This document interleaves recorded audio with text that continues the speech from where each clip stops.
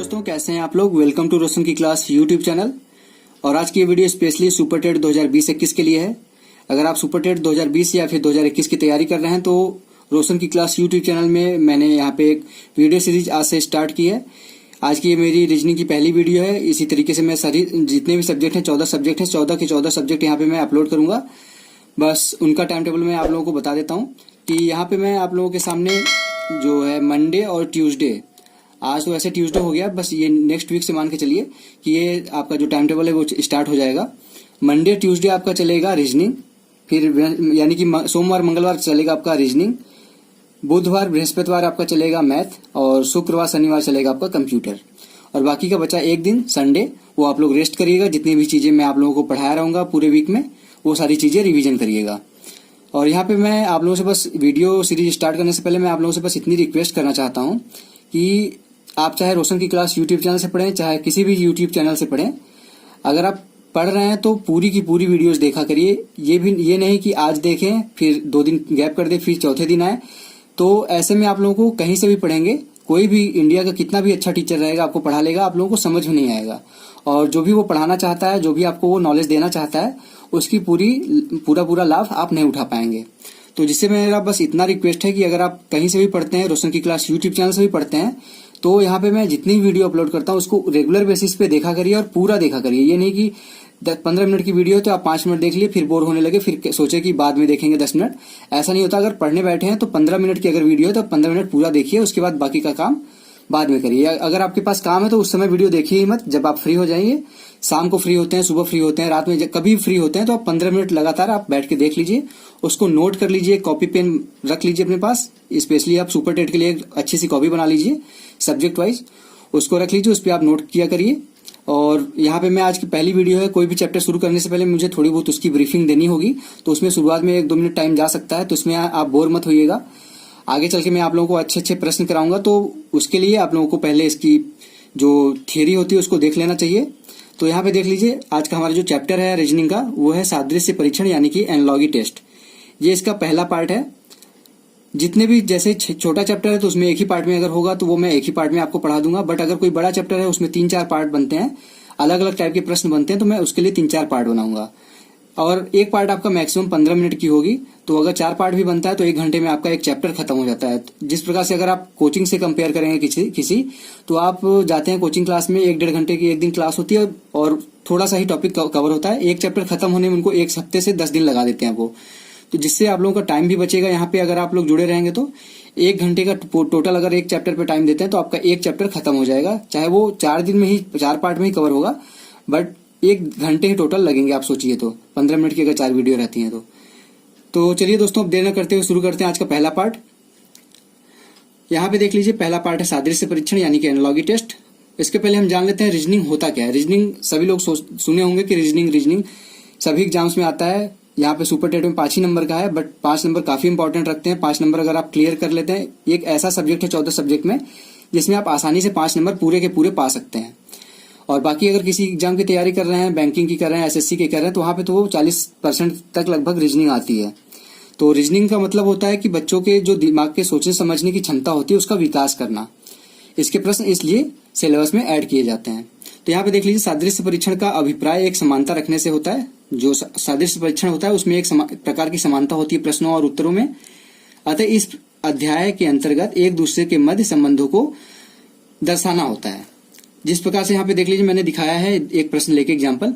ए का संबंध आपका सी से जिस प्रकार से है, मतलब कि ए से सी जिस प्रकार से संबंधित है, उसी प्रकार से डी किससे संबंधित है, यहाँ पे क्वेश्चन मार्क लगा हुआ है, तो यहाँ पे मैंने एफ लिख दिया है हल करके आप लोगों को समझने के लिए। तो जिस प्रकार से ए सी में संबंध है, मतलब कि ए से +2 करेंगे आप तो सी पे पहुंचेंगे, उसी प्रकार से अगर डी में +2 करते हैं तो आप एफ में पहुंचते हैं। इसी प्रकार के प्रश्न इसमें बनते हैं। उसके बाद देख लीजिए, ऐसे प्रश्न यहाँ पे मैंने बताया ना कि ऐसे प्रश्न एग्जाम में क्यों सम्मिलित किए जाते हैं। तो देख लीजिए, यहाँ पे लिखा गया है, ऐसे प्रश्नों का समावेश परीक्षाओं में परीक्षार्थियों के ज्ञान व उनके तर्क एवं चिंतन की सामर्थ्य का मूल्यांकन करना होता है। इसके बाद है प्रश्नों को हल करने के जो इसके प्रश्न बनते हैं उसको हल करने के 2 चरण होते हैं। पहला देख लीजिए, पहला चरण है प्रश्न में दिए गए प्रथम 2 पक्षों के मध्य संबंध स्थापित करना। जिस प्रकार से मैंने अभी ए बी वाला एग्जाम्पल दिखाया है, उसमें पहले हमने ए बी में संबंध स्थापित किया, उसके बाद ही जाके हम सी और सी के बाद डी के बाद जो क्वेश्चन मार्क था वहां पे संबंध स्थापित करके वो वैल्यू ला पाए हैं। तो पहले हम संबंध स्थापित करते हैं, फिर वो जो संबंध स्थापित हो जाता है उसको दूसरे वाले दाहिने साइड वाले में लागू कर देते हैं। जिस प्रकार से यहाँ पे आप देख सकते हैं कि एग्जाम्पल लेके मैंने दिखाया है, आप देख लीजिए। यहाँ पे देख लीजिए लिखा हुआ है 2:16 और समानुपाते 4 क्वेश्चन मार्क। आपको यहाँ बताना है क्वेश्चन मार्क की जगह क्या आएगा। अगर आप लोग नहीं पढ़े होंगे पहले से एनालॉजी, तो अगर आप रीजनिंग से नहीं वाकिफ हैं, रीजनिंग के बारे में अभी तक नहीं पढ़े हैं, तो आप इसको सिर्फ ऐसे कर देंगे, 2 + 14 करेंगे तो यहाँ पे 16 आ जाएगा। उसी तरीके से जिस प्रकार से यहाँ पे 14 किए हैं प्लस, उसी तरीके से इधर भी 14 प्लस कर देंगे तो 14 और 4 कितना हो जाएगा, 18 आ जाएगा। और अगर ऑप्शन में 18 दिया है तो आप 18 टिक करके आ जाएंगे। परंतु यहाँ पे आप देखिए, यहाँ पे मैथ वाली दिमाग लगाइए थोड़ी सी, कि 2:16 कैसे बनता है। 2:16 आप देख लीजिए, 2 के घाते 4 होता है, तब पर भी तो 2:16 बनता है।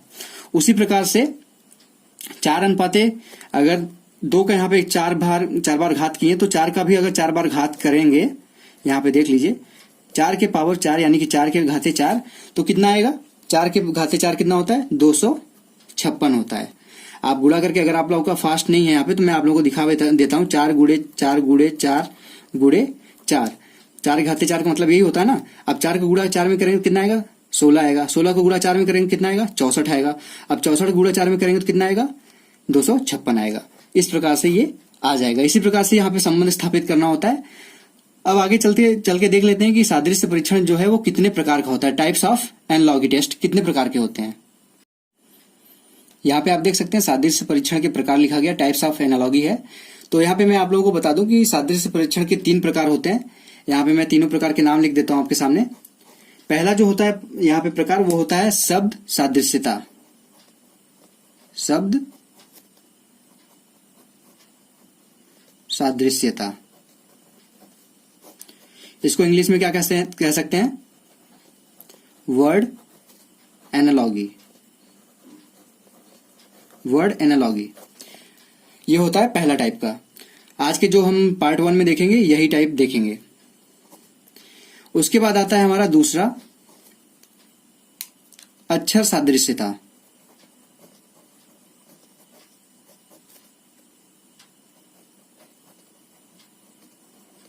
अक्षर सादृश्यता, इसको इंग्लिश में क्या कहेंगे हम, अल्फाबेट एनालॉजी। ये हो गया दूसरा, इसको हम दूसरे पार्ट में देखेंगे।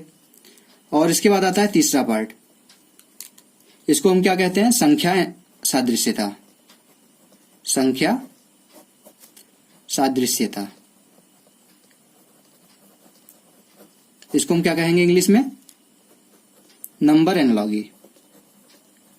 नंबर एनालॉजी, इसको हम देखेंगे तीसरे पार्ट में। तो यहाँ पे आपको पता चल गया कि सादृश्यता 3 प्रकार के होते हैं, शब्द सादृश्यता, अक्षर सादृश्यता और संख्या सादृश्यता। और इसके बाद आज की पार्ट में हम देखेंगे शब्द सादृश्यता। उसके पहले मैं आप लोगों को दिखा देता हूं कि अभी तक जो 2018 और 2019 का पेपर हुआ है सुपर टेट का, उसमें कौन कौन से प्रश्न आए इस चैप्टर से। तो यहाँ पे देख लीजिए 2019 में आया हो प्रश्न दिखा रहा हूं मैं आपको।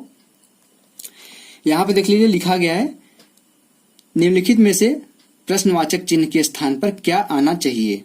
यहाँ पे देख लीजिए प्रश्न दिया गया है आपका, इधर लिखा गया है यम के समानुपाते अनुपात में दिया है 169/121 और समानुपात दिया है जे एच अनुपाते क्वेश्चन मार्क। तो यहाँ पे आपसे पूछ रहा है कि इस क्वेश्चन मार्क की जगह पे क्या आएगा ऑप्शन में से। यहाँ पे देख लीजिए 4 ऑप्शन दिए गए हैं आपको बताना है कि इन चारों ऑप्शन में से यहाँ पे क्या आएगा। तो यहाँ पे देख लीजिए इस प्रश्न को कैसे सॉल्व करते हैं। अगर आप लोगों को पता नहीं होगा तो आप बिल्कुल इस क्वेश्चन को टच ही नहीं कर पाएंगे कि ये कह क्या रहा है। यहाँ पे अगर थोड़ी बहुत आपको नॉलेज है मैथ के स्क्वायर, वर्ग या फिर घन के बारे में, तो यहाँ पे आपको दिख रहा होगा कि यहाँ पे लिखा है यम और यहाँ पे लिखा है के। तो यहाँ पे देख लीजिए यम है और यहाँ पे है के। यहाँ पे मैं लिख के दिखा देता हूँ। यम की प्लेस वैल्यू क्या होती है एबीसीडी में, आप देख लीजिए, एबीसीडी लिख के देख लीजिए। वैसे ये 13 नंबर पे होती है यम की वैल्यू होती है 13, ठीक। और के की वैल्यू क्या होती है, के की वैल्यू होती है 11। ABCD EFGH IJKL यम करेंगे तो आप यम 13वें स्थान पे आएगा और के आपका 11वें स्थान पे आएगा। तो यहाँ पे प्रश्न में क्या यहाँ पे क्या दिया है, 169 दिया है और 121 दिया है। तो यहाँ पे आप देखेंगे कि 13 का जो स्क्वायर होता है, 13 का जो स्क्वायर होता है वो होता है 169, और जो 11 का स्क्वायर होता है, 11 का स्क्वायर होता है वो है 121। आप लोगों को आशा करता हूँ समझ में आ रहा होगा जो मैं बता रहा हूँ। 13 का स्क्वायर जो होता है वो 169 होता है और 11 का स्क्वायर होता है 121 होता है। तो आपको अब कुछ नहीं करना, आपको प्रश्न समझ में आ गया कि यहाँ पे यम का स्क्वायर करके लिखा है, बटे में आपका के का स्क्वायर करके लिखा है। तो आपको संबंध स्थापित आपने कर लिया। पहले चरण में जो मैंने आपको स्टार्टिंग में बताया था कि 2 चरण होते हैं, पहले चरण में मैंने यहाँ पे आपको संबंध स्थापित करके दिखा दिया। अब आपको यही जो संबंध इसमें है वही जे और एच में संबंध स्थापित करना है। तो जे किस प्लेस पे आता है सबसे पहले आपको ये पता होना चाहिए, और एच किस स्थान पे आता है आपको पहले ये पता होना चाहिए।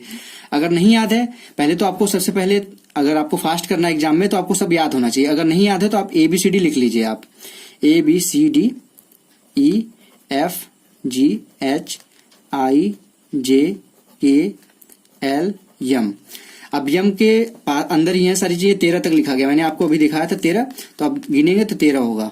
उसके 14 से फिर इसके नीचे लिख लिया करिए।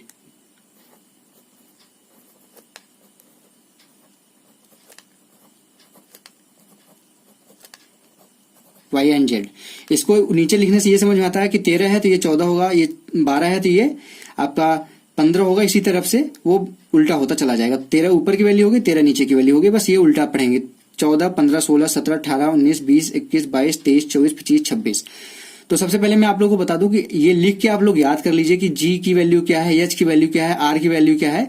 अगर आपको याद रहेगा तो आपको ये सब झंझट नहीं करना होगा लिखने का।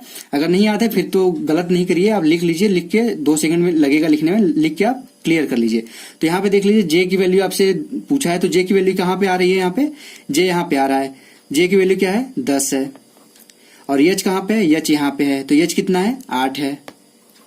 देख लीजिए 1 2 3 4 5 6 7 और 8, एच आपका 8 है। अब क्या करना है, आपको कुछ नहीं करना है, आपको स्क्वायर करना है। 10 का स्क्वायर कितना होता है, 100 होता है। 8 का स्क्वायर कितना होता है, 64 होता है। तो आपका आंसर यही आ जाएगा। 8 का जो स्क्वायर था वो 10 का स्क्वायर था 100, और बटे में आपका 8 का एच का स्क्वायर हो जाएगा, 8 का स्क्वायर तो 64 आ जाएगा। तो इसमें हमको ऑप्शन कौन सा मिला, ऑप्शन नंबर हमारा ए सही था। तो ये था हमारा सुपर टेट का 2019 का प्रश्न। अब इसके बाद मैं आप लोगों को दिखाता हूँ सुपर टेट में 2018 में जब लिखित था तब क्या प्रश्न आया था। यहाँ पे आप देख लीजिए सुपर टेट 2018 में ये प्रश्न पूछा गया था। जब हमारा ये सुपर टेट का एग्जाम शुरू हुआ था, स्टार्ट हुआ था, तो लिखित आता था। तो लिखित में इस तरीके से प्रश्न पूछा था, संकेत समानुपात के बाईं ओर के 2 पदों की में वही समानता है जो संकेत समानुपात के दाईं ओर के पदों में है। चारों पदों में से एक लुप्त पद है, लुप्त पद बताना है आपको। तो यहाँ पे देख लीजिए क्वेश्चन के अनुसार यहाँ पे लिखा गया था, ये प्रश्न दिया था BC अनुपाते DE था और समानुपाते था DI अनुपाते क्वेश्चन मार्क। तो आपको ये पूछा था कि बोल रहा है प्रश्न में कि बाईं तरफ समानुपात के जो संबंध है वही समानुपात के दाईं तरफ संबंध स्थापित करके आपको बताना है कि यहाँ पे क्वेश्चन मार्क के स्थान पे क्या आएगा। तो यहाँ पे देख लीजिए, सबसे पहले प्रश्न लिख लेते हैं। यहाँ पे डायरेक्ट भी कर सकते हैं अगर आप प्रैक्टिस कर रहे हैं तो, बट यहाँ पे मैं आप लोगों को बता रहा हूँ तो हो सकता है थोड़ा सा ज्यादा टाइम लगे और आप लोगों को थोड़ा सा डिटेल में बताना होता है। यहाँ पे देख लीजिए BC है और DE है। तो पहले हमको क्या करना था, पहले चरण में मैंने बताया था, पहले चरण में इसमें संबंध स्थापित करना होता है।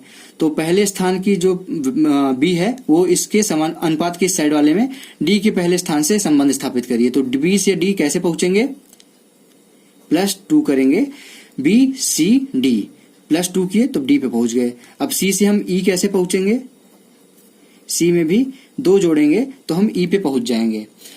अब यहाँ पे हमने संबंध स्थापित कर दिया पहले चरण में। अब इसी संबंध को हमको यहाँ पे अप्लाई करना है। तो यहाँ पे अनुपात था, तो यहाँ पे D में +2 करेंगे तो कितना आएगा, F आएगा। और I में +2 करेंगे तो कितना आएगा, आपका K आएगा, IJK। तो आपका यहाँ पे ये पता चल गया कि क्वेश्चन मार्क की जगह पे हमारा F और K आएगा। तो यही होगा आपका आंसर। ये था 2018 में सुपर टेट में आया हुआ प्रश्न। अब देख सकते हैं आप कि 2018 में भी आया, 2019 में भी आया। जब से शुरू हुआ दोनों साल एक एक प्रश्न आए हैं इसके। तो आपके जैसे चैप्टर तो टोटल आपके रीजनिंग में 15-16 चैप्टर हैं इसमें सुपर टेट में दिया गया सिलेबस में। बट अभी तक जो प्रश्न दोनों साल आए हैं एक एक मतलब 5-5, उसमें आपके यहाँ से क्या कहते हैं कि सादृश्यता परीक्षण से, उसके बाद कोडिंग डिकोडिंग से और रक्त संबंध से यानी कि ब्लड रिलेशन, उसके बाद आपका डायरेक्शन सेंस से यानी कि दिशा और दूरी से। ये 4 चैप्टर से प्रश्न दोनों साल आए हैं। तो ये चारों चैप्टर आप लोग जान सकते हैं कि कितना इंपॉर्टेंट है चारों चैप्टर। तो इन चारों चैप्टर को मैं सबसे पहले पढ़ाऊंगा, जिससे आप लोग अगर आगे चल के कुछ चीजें मिस भी करते हैं तो पहले आप 4 चीजें क्लियर कर ले, 4-5 चीजें, जिससे आप लोग परीक्षा में 4-5 चीजों में से मैं 100% गारंटी लेके कह सकता हूँ कि 5 प्रश्न आएंगे तो ये पांचों चारों चैप्टर में से ही आएंगे, क्योंकि ये ऐसे प्रश्न बनते हैं कि छोटे होते हैं और ट्रिकी होते हैं, जिसको सॉल्व करना आसान होता है बट आपको पता होगा तब। और जो इसमें और चैप्टर दिए हैं सिलेबस में, जैसे पजल हो गया, ये सब सारी चीजें इसलिए नहीं आएंगी कि क्योंकि पजल आप कम समय में और छोटा पजल नहीं बनता। कम से कम कोई भी पजल बनेगा तो आपका 2 मिनट 1 मिनट ले जाएगा, बट ये सब जो प्रश्न होते हैं वो आपके 10 सेकंड 20 सेकंड इतने समय में सॉल्व होने वाले रहते हैं। इसलिए ये सब चैप्टर से प्रश्न बनना सबसे ज्यादा आसान होता है और यही सब चैप्टर से प्रश्न इसीलिए आते हैं। सीटेट ये हो गया या आपका ये सुपरटेट होगा, इसी चैप्टर से आपके प्रश्न पूछेंगे हम 100%। तो अब चलिए देखते हैं हम अब आज के सादृश्यता परीक्षण का पहला जो टॉपिक था शब्द सादृश्यता, वर्ड एनालॉगी, उससे कैसे कैसे प्रश्न बनते हैं। शब्द सादृश्यता का मतलब होता है कि आपसे कोई शब्द दे देगा और उसी में रिलेशन बाएं तरफ आपका शब्द दे देगा दो, जिस प्रकार से रिलेशन होगा, संबंध होगा, उसी तरीके से दाएं तरफ के शब्दों में आपको संबंध स्थापित करना होगा। जिस तरीके से आपको मैं बता दूं कि अगर कोई एग्जांपल लेता हूं यहाँ पे मैं, अगर यहाँ पे जैसे जानवर उसके बच्चे के हिसाब से मैं बता दूं, अगर चूजा है तो चूजा किसका बच्चा होता है? मुर्गे का या फिर मुर्गी का होता है। उसी प्रकार से आपको अगर पूछ लिया जाए कि पिल्ला किसका बच्चा होता है तो आपको बताना होगा, वहां पे ब्लैंक छोड़ देगा या फिर क्वेश्चन मार्क लगा देगा। एक साइड लिख देगा चूजा और मुर्गी और दूसरी तरफ यहाँ पे मैं लिख के दिखा देता हूं, चूजा लिख देगा, इसका संबंध आपको बता देगा कि मुर्गी से है। अब इसको हमको संबंध स्थापित करना है आपके दाहिने तरफ वाले से, यहाँ पे लिख देगा आपका पिल्ला। तो आपको बताना होगा कि यहाँ पे क्या आएगा। तो जिस प्रकार से संबंध है, चूजा आपका मुर्गी का बच्चा होता है तो पिल्ला किसका बच्चा होता है? आपको पता है कि पिल्ला आपका कुत्ते का बच्चा होता है, कुत्ता यहाँ पे आपका आंसर हो जाएगा। तो यहाँ पे आपके जो शब्द सादृश्यता होता है, इसी प्रकार के प्रश्न बनते हैं। जैसे आपको एक एग्जाम्पल लेके और दिखा देता हूं मैं। अगर यहाँ पे आपसे एक टाइप बनता है यहाँ पे पुस्तक और उसके लेखक या फिर लेखक उसके पुस्तक, तो यहाँ पे अगर चेतन भगत है, यहाँ पे चेतन भगत, यहाँ पे दे दिया हाफ गर्ल फ्रेंड। अब इसका आपको संबंध स्थापित करना है। यहाँ पे चेतन भगत है तो यहाँ पे ये इनकी बुक है, इन्होंने इस किताब को लिखा है। तो उसी प्रकार से अगर पूछ लिया जाए सचिन तेंदुलकर ने किस किताब को लिखा है, सचिन यहाँ पे लिख लेते हैं, इनका संबंध स्थापित करना। तो अगर आपको पता ही नहीं होगा कि सचिन जी ने किस किताब को लिखा है तो आप इसका आंसर लगा ही नहीं पाएंगे। इसलिए शब्द सादृश्यता में आपको जनरल नॉलेज की अत्यधिक आवश्यकता होती है, जनरल नॉलेज आपका तेज होना चाहिए। तो इस प्रकार से यहाँ पे प्रश्न बनते हैं। और शब्द सादृश्यता में यहाँ पे मैं बता दूं, सचिन तेंदुलकर की जो किताब थी वो थी playing it my way, playing it my way. तो अगर आप लोगों को जनरल नॉलेज पता है तो आप आराम से कर लेंगे शब्द, यहाँ पे जो शब्द सादृश्यता होती है। बट अगर जनरल नॉलेज नहीं पता है तो आपको पता, मतलब आसान तो लगेगा प्रश्न, बट आपको नहीं पता तो आप कर नहीं पाएंगे। और शब्द सादृश्यता में कठिनाई वाली बात यह होती है कि इसमें बहुत टाइप के प्रश्न बन सकते हैं। किसी भी चीज से उठा के संबंध स्थापित कर देगा और आपको दूसरी तरफ संबंध स्थापित करना होगा। तो इसलिए इसमें बस कठिनाई की इतनी सी बात होती है कि इसमें टाइप जो होते हैं, कई प्रकार के केसेस बनते हैं कि किसी भी चीज से, यहाँ पे जैसे पर्यायवाची हो गया, किसी चीज का पर्यायवाची दे दिया, दूसरी तरफ किसी चीज का पर्यायवाची पूछ लेगा, या फिर विलोम दे देगा, या फिर किसी तरीके का आपको उपकरण दे देगा, उससे क्या कार्य होता है, इस तरीके से प्रश्न बन सकते हैं। तो यहाँ पे मैं आप लोगों को दिखा देता हूँ कि 10 तरीके के यहाँ पे मैं टाइप दिखा दूंगा और उसके एक एक एग्जाम्पल करा दूंगा कि किस टाइप से प्रश्न बनते हैं। तो चलिए देखते हैं कितने टाइप के होते हैं प्रश्न। यहाँ पे आप देख सकते हैं पहला टाइप है विपरीतार्थ शब्द, यानी कि विलोम, उल्टा उसका। अगर कोई शब्द दे देता है, जैसे यहाँ पे मैं एग्जाम्पल लेके आपको दिखा देता हूं। अगर यहाँ पे प्रश्न है जिस प्रकार आस्तिक का संबंध नास्तिक से है, मतलब यहाँ पे अगर एक साइड आस्तिक रहे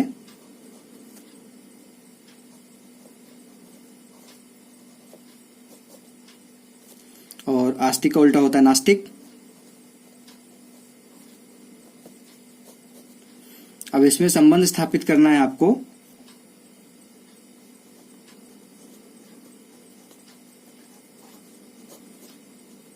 आजादी, यहां पे देख लीजिए विपरीतार्थ में इस प्रकार के प्रश्न बन सकते हैं कि एक तरफ दे दे एक चीज का उल्टा दे दे, आस्तिक और नास्तिक दे दिया है, तो अगर आपको पूछेगा कि आजादी का, यहाँ पे आपको पहले ये पता करना पड़ेगा कि आस्तिक नास्तिक में कौन सा संबंध है। तो यहाँ पे आपको अगर विपरीतार्थ शब्द के बारे में पता है तो आपको पता चल जाएगा कि ये यहाँ पे विलोम लिखा गया है इसका, तो आप आसानी से कर देंगे कि आजादी का उल्टा क्या होता है आपका, गुलामी। गुलामी आप आराम से इसका उल्टा लिख देंगे। उसके बाद देख सकते हैं दूसरा यहाँ पे बनता है हमारा टाइप पर्यायवाची शब्द। पर्यायवाची शब्द यहाँ पे देख लीजिए, एक एग्जाम्पल लेके इसको भी मैं समझा देता हूं। यहाँ पे अगर एग्जाम्पल आपसे पूछ लिया है, यहाँ पे दे दिया गया है कि जिस प्रकार दया का संबंध कृपा से है, यहाँ पे दया लिख लीजिए, इसका संबंध कृपा से है। यहाँ पे आपसे पूछ लेगा फिर कि यहाँ पे दैत्य मान लीजिए, दैत्य का संबंध किससे है। तो अगर यहाँ पे आपको दया और कृपा के बारे में पता है कि ये दया और कृपा पर्यायवाची शब्द हैं, तभी आप दैत्य के पर्यायवाची शब्द को यहाँ पे टिक कर पाएंगे। तो दैत्य का पर्यायवाची शब्द क्या हो सकता है, यहाँ पे दैत्य का पर्यायवाची शब्द हो सकता है यहाँ पे असुर। असुर दैत्य का पर्यायवाची होगा। तो यहाँ पे आप इसको भी सॉल्व कर लेंगे। इसके बाद एक टाइप बनता है हमारा यहाँ पे देख लीजिए, सॉरी, कामगार और औजार। इस पे भी प्रश्न बनते हैं। तो कामगार और औजार का मतलब क्या हो गया कि कोई कार्य करता है, जैसे कि यहाँ पे एग्जांपल लेके इसको भी समझा दूं, आसानी से समझ में आ जाएगा आप लोगों को। यहाँ पे अगर लेखक है, लेखक क्या करता है, किसका प्रयोग करता है, कलम का। तो यहाँ पे अगर आपसे पूछ लिया गया है कि डॉक्टर है, वो किसका प्रयोग करता है, तो स्टेथोस्कोप का करता है वो प्रयोग।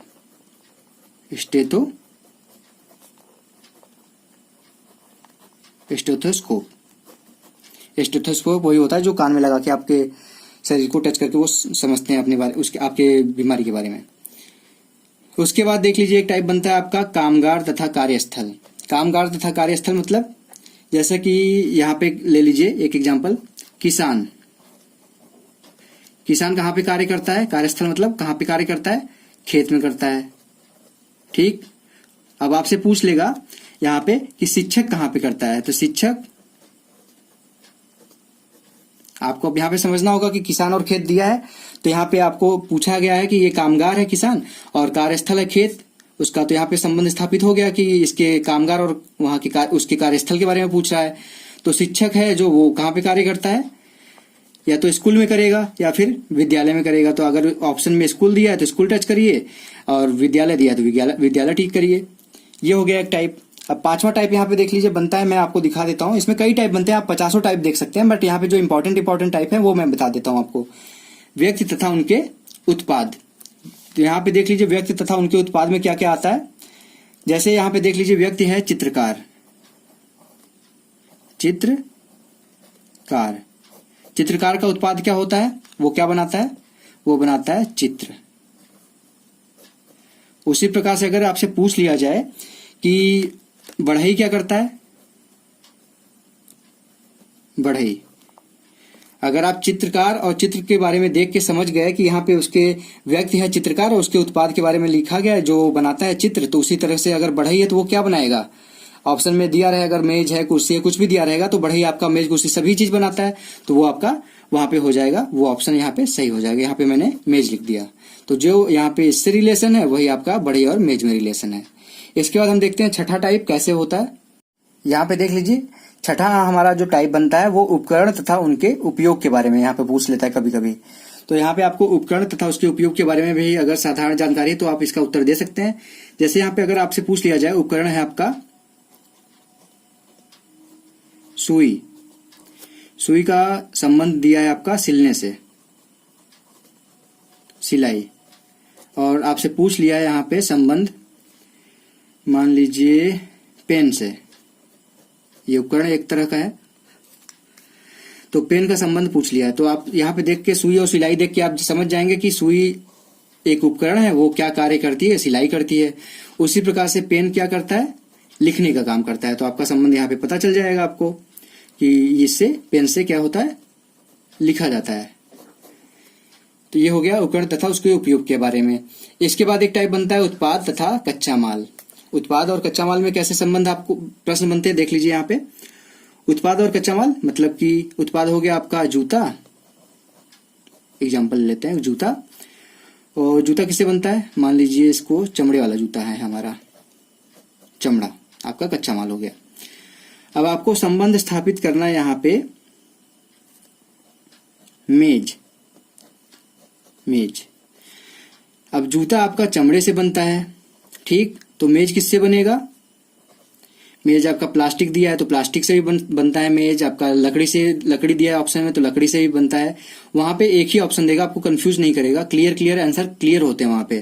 तो यहाँ पे अगर लकड़ी दिया है तो लकड़ी लगाइए, अगर मेज दिया है तो मेज लगाइए, वो अगर प्लास्टिक दिया है तो प्लास्टिक लगाइए। इसके बाद 7वें टाइप के बाद हम देखते हैं 8वां टाइप क्या बनता है हमारा, वस्तु तथा उनके भाग। यहाँ पे 8वां टाइप है, देख लीजिए, वस्तु तथा उनके भाग। जैसे अगर वस्तु है कार, मान लीजिए कार का भाग क्या होता है, मान लीजिए यहाँ पे कार का भाग होता है पहिया, मान लेते हैं, ठीक, कार में पहिया होता है, ठीक। अब यहाँ पे हमको इसके संबंध किससे स्थापित करना है, कंप्यूटर कर लेते हैं, कंप्यूटर, ठीक। अब कंप्यूटर का संबंध स्थापित करना, जिस प्रकार से कार का पहिए से है, कार का एक पार्ट है पहिया, एक भाग है, उसी प्रकार से कंप्यूटर का एक, अगर वहां पे ऑप्शन में जो भी कंप्यूटर का भाग दिया है, कीबोर्ड दिया है तो कीबोर्ड लगाइए, माउस दिया है तो माउस लगाइए, मॉनिटर दिया है तो मॉनिटर लगाइए। तो यहाँ पे मान लीजिए हम एक भाग मान लेते हैं, कीबोर्ड मान लेते हैं, तो यहाँ पे की बोर्ड इसका कंप्यूटर का एक भाग हो जाएगा, ठीक है। आशा करता हूँ समझ में आ रहा होगा। अगर समझ में आ रहा है आपको ये वीडियो, आप पहली वीडियो है, धीरे धीरे ये चीजें इंप्रूव होंगी। आज मैं पहली बार सुपर टेट के कंटेंट को, सुपर टेट के बारे में सब्जेक्ट को पढ़ा रहा हूँ, तो हो सकता है कुछ गलतियां हो रही हों, धीरे धीरे इसमें सुधार होगा। बट आप जुड़े रहिए, आप लोगों को प्रश्नों को हल करना मैं सिखा दूंगा, इतना अच्छे तरीके से सिखाऊंगा कि आप लोग पेपर में जब जाएंगे तो आपको वो जिस भी चैप्टर के बारे में यहाँ पे पढ़े रहेंगे उस चैप्टर से आपको कोई भी दिक्कत नहीं होने वाली है। इसके बाद देख लीजिए 9वां टाइप है हमारा देश तथा मुद्राएं।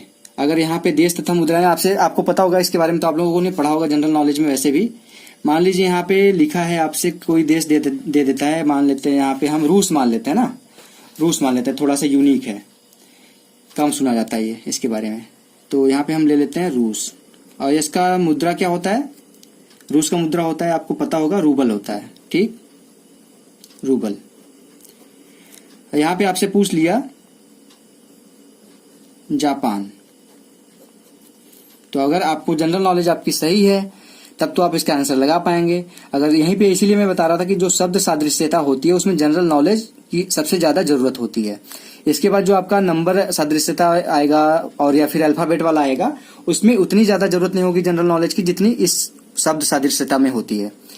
तो यहाँ पे देख लीजिए, रूस का अगर जिस प्रकार से मुद्रा है रूबल, उसी प्रकार से जो आपका जापान का होता है वो होता है येन। तो यहाँ पे जापान का हो जाएगा संबंध येन से। जिस प्रकार रूस का मुद्रा है रूबल, उसी प्रकार जापान का मुद्रा है येन। अब 10वां टाइप यहाँ पे जो है वो काफी इंपॉर्टेंट है, काफी लोगों को ये इसमें भी कंफ्यूजन रहता है, जबकि ये देश की बात होती है फिर भी इसमें भी कंफ्यूजन होता है। भारत के राज्य एवं राजधानी, इसमें राज्य के साथ आप केंद्र शासित प्रदेश भी जोड़ सकते हैं, तो इसमें वो भी इंक्लूड कर लीजिएगा, भारत के केंद्र शासित प्रदेश और उसकी राजधानी, या फिर राज्य और राजधानी। तो यहाँ पे राजधानी का एग्जाम्पल लेके देख लेते हैं। जैसे है उत्तर प्रदेश, ठीक, उत्तर प्रदेश की राजधानी क्या है ये तो पता होगा ना, लखनऊ। तो उसी प्रकार से अगर पूछ लिया जाए कि बिहार दे दिया गया, मान लीजिए उत्तर प्रदेश और बिहार में समानताएं हैं कुछ, तो यहाँ पे ले लेते हैं उत्तर प्रदेश का जिस प्रकार से संबंध है लखनऊ। तो इस अगर आपको पता होगा राज्य राजधानी के बारे में तो आप बता देंगे कि उत्तर प्रदेश दिया, यहाँ लखनऊ दिया, तो सिंपल सी बात है, ये प्रदेश है, ये इसकी राजधानी है।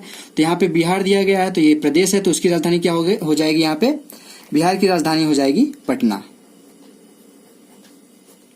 ठीक। आशा करता हूँ समझ में आ गया होगा आज का ये जो मैंने पार्ट 1 बताया है और एनालॉजी का। और अब सेकेंड पार्ट में हम देखेंगे इसका दूसरा वाला पार्ट, जिसको कहते हैं हम, क्या कहते हैं, अक्षर सादृश्यता, यानी कि अल्फाबेट एनालॉजी। और इस वीडियो में आप लोगों को अगर सारी चीजें समझ में आ गई हैं तो मुझे कमेंट बॉक्स में फिर बता दीजिए कि आप लोगों को ये सारी चीजें समझ में आ गई हैं। अगर कोई चीज किसी चीज में दिक्कत होती है आप तो वो भी कमेंट बॉक्स में मुझे बताइए जरूर, क्योंकि मैं आज से शुरू कर रहा हूँ तो मुझे पता होना चाहिए कि मैं गलती कहाँ पे कर रहा हूँ और उसको मैं अगली वीडियो में सुधारने की कोशिश करूंगा। अगर आप लोग मुझे नहीं बताएंगे कमेंट बॉक्स में तो वो गलती बार बार मुझसे रिपीट होती रहेगी। तो आप लोग मुझे जरूर फीडबैक दिया करिए। मुझे अच्छा लगता है कि आप लोग मुझे कमेंट बॉक्स में कमेंट करके बताते हैं, या फिर अच्छी चीजें हैं तो आप अच्छा मुझे बढ़ाई देते हैं। तो ये चीजें मुझे अच्छी लगती हैं और मैं आप लोगों को और भी मेहनत करके वीडियो प्रोवाइड करने की कोशिश करता हूँ। और मेरा ये बस चाहता हूँ मैं ये कि आप लोग जितने भी लोग रोशन की क्लास यूट्यूब चैनल से जुड़े हैं, रेगुलर बेसिस पे पढ़ रहे हैं, वो लोग एक दिन अच्छे टीचर बन के दिखाएं और अच्छे नंबर से पास हो सुपर टेट में। तो दोस्तों मिलते हैं अपने सेकेंड पार्ट में।